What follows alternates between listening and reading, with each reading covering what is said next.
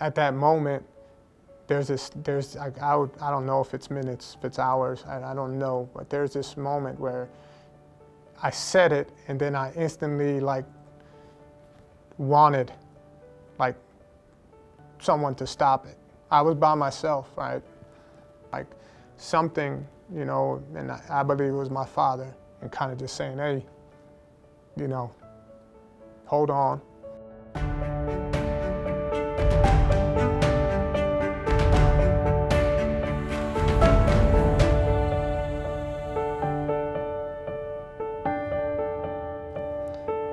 I look back now, I couldn't say it at the time, but now I look back, you know, I was staying in my friend's house, right?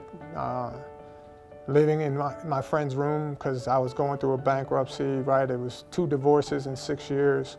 Not a really good relationship with my son at the time, and a lot of that had to do with me. I was drinking a lot. And I look back now and realize that without my friend saying, hey man, you can come live with me and my family, without the soldiers kind of showing me that I was important, and they didn't know, but just the fact that they were asking me for advice, made me feel important, right? I look back now and like, I tell people like the reason I'm still here is not because of like the fact that I had a son or, right? Or a family. It was the fact that like, I felt like I was letting my team down.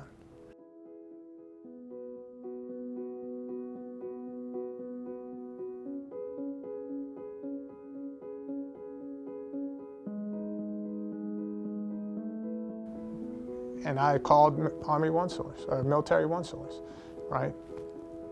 What I would tell someone that's before they get to that point, and they're starting to know that they're depressed or they're, you know, they're going through some times, right? Is that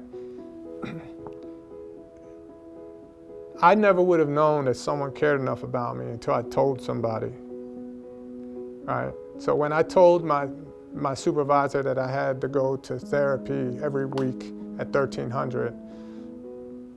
At that time, you know, the stigma was there, right? You didn't tell people you were weak, and you didn't tell people you needed help, and it took a very strong person to actually do that back then, right? To go against be a soldier and push through it type of mentality.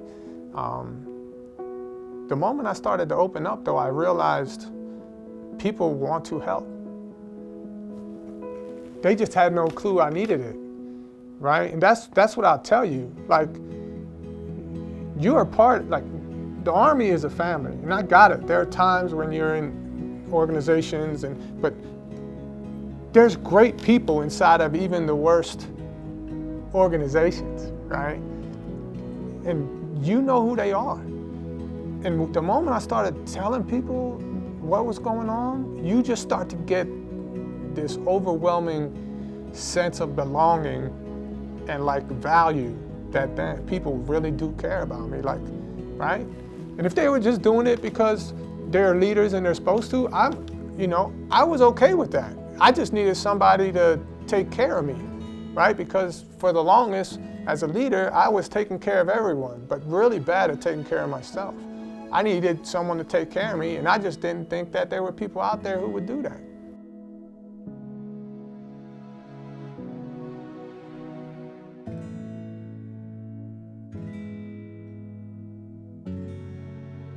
Everyone matters to the team. Everyone's important. And I'll tell you, I say it to the soldiers all the time. If no one tells you that you matter, I think you matter and I love you, right?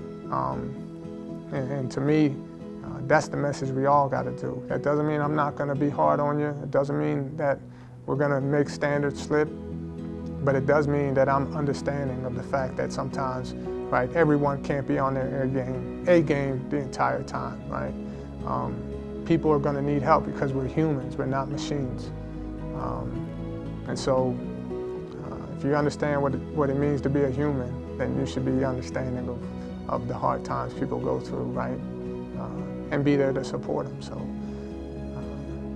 to the entire branch, I'll tell you, you matter to me and the Commandant. I love you.